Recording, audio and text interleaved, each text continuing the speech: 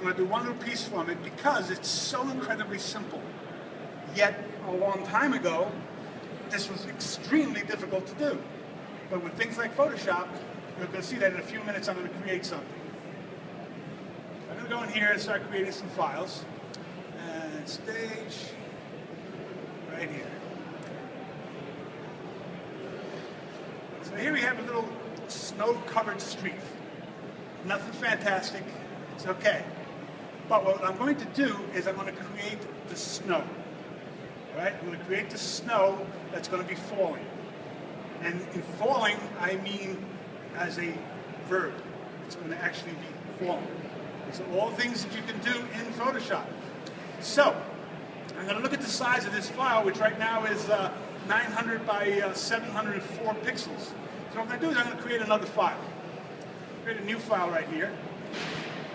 And I'm going to make it a little wider. Let's say it's 900, so I'm going to make it 1,000. That'll work. And we're going to make it with 704, so I'm going to make it much bigger. So I'll go with about 1,200. Click OK. There it is.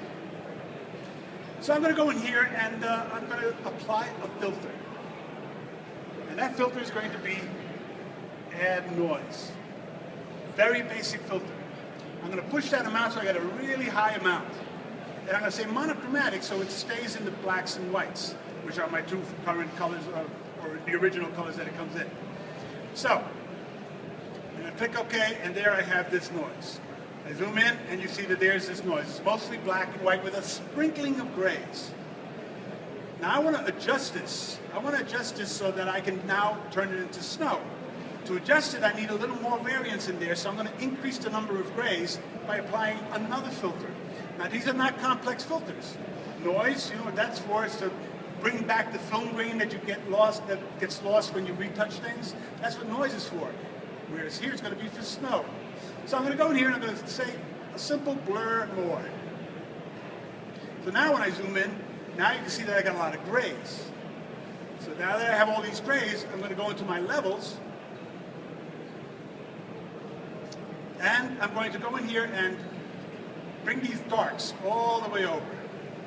Way over. You see what's starting to happen to the stuff in back. I bring it way down to about here. I'm going to bring the whites in. And let's close it up a little more. About like that. That looks good.